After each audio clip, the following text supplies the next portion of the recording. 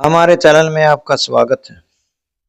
गंगा की शादी से एक रात पहले उसके होने वाले पति सूरज ने उसे फोन पर कहा कि एक जरूरी बात करनी है और उसे होटल के कमरे में बुलाया। गंगा तुरंत पहुंच गई, लेकिन जैसे ही सूरज ने कमरे को भीतर से बंद किया तो गंगा हैरान रह गई और बोली, यह सब क्या कर रहे हो सूरज? सूरज पहले तो कांपता हुआ सा लग रहा था, लेकिन फिर अचानक हंसने लगा और बोला, गंगा, तुम अपने आप पर बहुत घमंड करती हो, अपने आप को बहुत बड़ा समझती हो, लेकिन आज मैं तुम्हारा यही घमंड और अहंकार तोड़ दूंगा, क्योंकि घमंड और अहंकार सिर्फ पुरुषों पर ही शोभा देता है, और अगर कोई औरत पुरुष के बराबर उठने की कोशिश करती है तो उसे रोकना जरूरी है। और इसी वजह से शादी से पहले ही मैं तुम्हें काबू में करना चाहता हूँ। इतना कहकर सूरज अचानक गंगा पर झपटा और उसे बिस्तर पर धक्का दे दिया। गंगा यह देखकर दंग रह गई, क्योंकि उसने कभी सोचा भी नहीं था कि सूरज उसके साथ ऐसा करेगा। उसने विरोध करते हुए कहा, सूरज, मैं तुम्हारी होने वाली पत्नी हूँ। कल से तुम्हें मेरा पूरा अधिकार मिलेगा, लेकिन आज शादी से पहले तुम इतना बड़ा खेल क्यों खेल रहे हो? यह सुनकर गंगा ने सूरज को जोर से धक्का देकर अपने हाथ छुड़ाए। सूरज उसके इस प्रतिकार से चौंका, लेकिन अगले ही पल उसने गंगा को बाहों में जकड़ लिया और जबरदस्ती अपने करीब खींचते हुए कहा, गंगा, अगर तुम मेरी होने वाली पत्नी हो तो इससे क्या फर्क पड़ता है कि हम आज सुहागरात मनाए या कल? गंगा ने गुस्से में कहा, तुम्हारी यही गलतफहमी है कि शादी से पहले मैं तुम्हें खुद को सौंप दूं।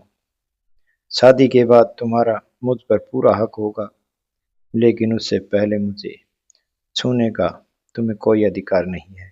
यह कहकर गंगा ने अपना हाथ छुड़ाकर दरवाजे की ओर बढ़ना चाहा, लेकिन सूरज तेजी से पहुंचा और उसे रोककर उठाकर फिर बिस्तर पर पटक लिया। सूरज की इस हरकत से गंगा की आंखों में डर तै गया। सूरज ने उसके हाथ कसकर पकड़े और बोला, गंगा, तुम कभी मेरे प्यार के लायक ही नहीं थी। अगर तुम मुझे नहीं चाहती हो तो मैं जबरदस्ती तुम्हें हासिल कर दूंगा, क्योंकि जब कल शादी के बाद तुम मेरी पत्नी बन ही जाओगी तो आज तुम्हें पाने में क्या बुराई है? गंगा ने सिर झटकते हुए कहा, सूरज, मत करो ऐसा। एक ही दिन की बात है और कल के बाद तुम पर मेरा सब कुछ होगा। लेकिन सूरज के कानों पर जूं तक न रेंगी। उसका चेहरा गुस्से से लाल हो गया और उसके झपट कर गंगा के होठों को चूम लिया। गंगा ने छुड़ाने की कोशिश की, लेकिन सूरज ने उसकी पूरी देह को दबोच लिया और उसके होठों से अपने अस्तित्व की प्यास बुझाने लगा। गंगा रोती और गिड़गिड़ाती रही कि क्यों कर रहे हो सूरज? कल से तो मैं पूरी तरह तुम्हारी हो जाऊंगी। लेकिन सूरज पर वासना का जुनून सवार था। उसकी उंगलियां गंगा की पीठ पर घूमने लगी। उसने उसकी कमीज के बटन खोल दिए और गंगा के लाख विरोध के बावजूद उसकी कमजोरी काया उसकी मजबूत पकड़ में दम तोड़ने लगी। अगले ही पल सूरज ने गंगा की कमर पर अपने होठ रख दिए और इस तरह से उसे चूमा कि गंगा की चीखें पूरे कमरे में गूंज उठी, क्योंकि सूरज की वासना से गंगा को पूरी तरह अपने शिकंजे में जकड़ लिया था। गंगा बेचारी कमरे के बिस्तर पर पड़ी कड़वे आंसुओं के साथ फूट फूट कर रो रही थी। उसकी आंखों से आंसुओं की धार रुकने का नाम नहीं ले रही थी, क्योंकि आज उसे समझ आ रहा था कि उसका सब कुछ लुट चुका है वह मरून रंग का लहंगा पहने हुए थी, लेकिन उस मरून रंग से भी ज्यादा उसके चेहरे का रंग लाल हो गया था, मानो उसकी रगों में खून जम गया हो और उसकी सांसें भी टूट टूट कर चल रही थी, क्योंकि अभी थोड़ी देर पहले ही उसके होने वाले पति ने उसका सम्मान, उसका आत्मविश्वास और उसका अभिमान छीन लिया था। वही पति जो उसकी इज्जत का रक्षक बनने वाला था, वही आज उसकी इज्जत का भक्षक बन गया, उसकी आबरू से खेल गया, उसके गर्व को तोड़ दिया और उसे भीतर से चकनाचूर कर दिया। उसकी इज्जत और मान मिट्टी में मिल गए।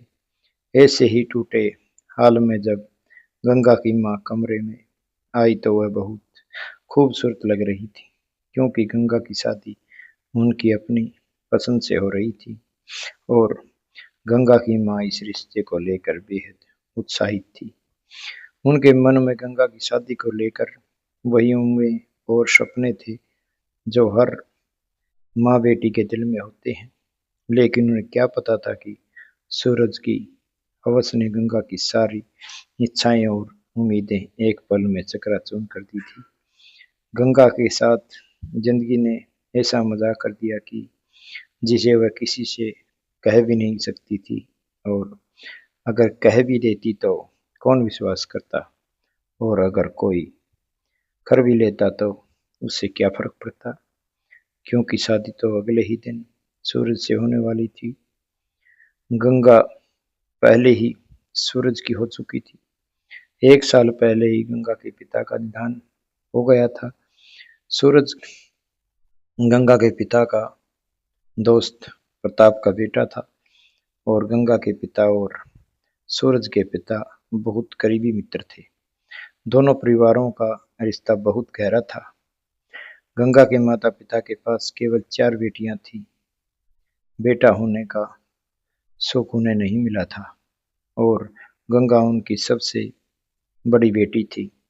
गंगा के पिता ने हमेशा अपनी बेटियों को बेहतरीन जिंदगी देने की कोशिश की थी, कभी उन्हें किसी चीज की कमी महसूस नहीं होने दिया। लेकिन जब गंगा के पिता अस्पताल के बिस्तर पर मौत से लड़ रहे थे, तो उन्होंने अपने प्रिय मित्र प्रताप को पास बुलाकर, उस समय सूरज का पिता वही मौजूद था, और गंगा अपने आंसुओं को रोक नहीं पा रही थी, क्योंकि वह अपने पिता से बेहद प्यार करती थी। वह उनकी सबसे लाडली बेटी थी। गंगा के पिता ने अपने मित्र का हाथ थामकर वचन लिया कि उनके जाने के बाद उनकी बेटी को कभी अकेला न छोड़ा जाए, कभी उन्हें यह महसूस न होने दिया जाए कि उनके घर में कोई मर्द नहीं है जो उनका सहारा बन सके। गंगा के पिता की आंखें भर आई, और प्रताप की आंखों में भी आंसू थे, क्योंकि वह अपने दोस्त से बेहद मोहब्बत करता था। दोनों का रिश्ता दोस्त से बढ़कर सगा भाई जैसा था। प्रताप ने गंगा और उसकी बहनों को हमेशा अपनी बेटियों की तरह माना था। तब से लेकर अब तक सूरज और गंगा के बीच का रिश्ता भी पवित्र जैसा ही था।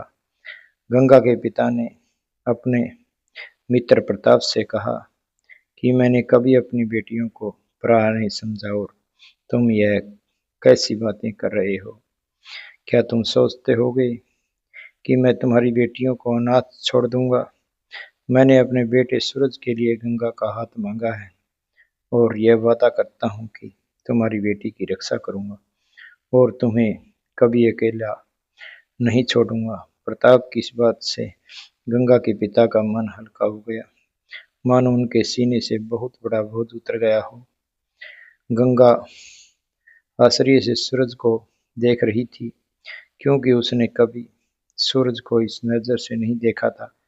लेकिन बड़ों ने जो निर्णय लिया वही अंतिम था, और गंगा के पिता की हालत ऐसी थी कि उनका समय अब कम बचा था। उनकी अंतिम इच्छा थी कि मरने से पहले अपनी बेटी की शादी होते देखें। इसलिए कुछ ही घंटों में सभी व्यवस्थाएं कर दी गई, और अस्पताल के कमरे में ही सूरज ने गंगा की मांग में सिंदूर भरकर और उसके गले में मंगलसूत्र डालकर उससे विवाह कर दिया। इस तरह गंगा सूरज की दुल्हन बन गई। हालांकि उसने कभी सूरज के बारे में भी वैसा नहीं सोचा था, लेकिन उसे विश्वास था कि सूरज अच्छा इंसान है और अच्छा जीवन साथी भी बन सकता है। गंगा के पास उन्हें अपने ही इच्छा के आगे झुकने के अलावा कोई विकल्प नहीं था और अपने प्यारे पापा की अंतिम इच्छा को पूरी करने के लिए उसने यह रिश्ता सहर्ष स्वीकार किया। गंगा की सबसे बड़ी भूल यही थी कि उसने कभी सूरज से यह नहीं कहा था कि इस रिश्ते को लेकर उसका मन पूरी तरह राजी नहीं है। यही कारण था कि जब भी सूरज उससे करीब आने या बात करने की कोशिश करता तो गंगा उसे सख्त से धक्का देकर दूर कर देती। गंगा के इस रवैये से सूरज भी पीछे हट जाता। शादी के तुरंत बाद ही गंगा के पिता का देहांत हो गया और गंगा की सबसे बड़ी बेटी होने के नाते बेटे का फर्ज भी निभाने लगी। उसने ठान लिया कि अपने घर की इज्जत और मान बनाए रखेगी और किसी को यह सोचने का मौका नहीं देगी कि बिना पिता की बेटियां बेसहारा हो गई है। भले ही वह सूरज की पत्नी बन चुकी थी, लेकिन वह कभी उसके घर नहीं जाती थी। हर बार जब सूरज उसके घर आता तो गंगा कमरे में खुद को बंद कर लेती, क्योंकि उसे इस तरह उसके आने से अच्छा नहीं लगता। उसे डर था कि लोग बातें बनाएंगे और गंगा अपनी इज्जत को लेकर बेहद सजग थी, लेकिन भीतर से वह यह भूल चुकी थी कि अब वह सूरज की पत्नी है और उनका रिश्ता वैध और पवित्र है। फिर भी उसने कभी नरमी नहीं दिखाई, क्योंकि वह नहीं चाहती थी कि उसकी ओर से जरा सी प्रोत्साहन पाकर सूरज किसी हद से आगे बढ़े। गंगा को यह डर भी था कि कहीं उसके जरा सा मुस्कुराने या नरम पकड़ने से सूरज बहक न जाए और वह ऐसा कुछ न कर बैठे जिसकी गंगा को इज्जत पर आंच लगे।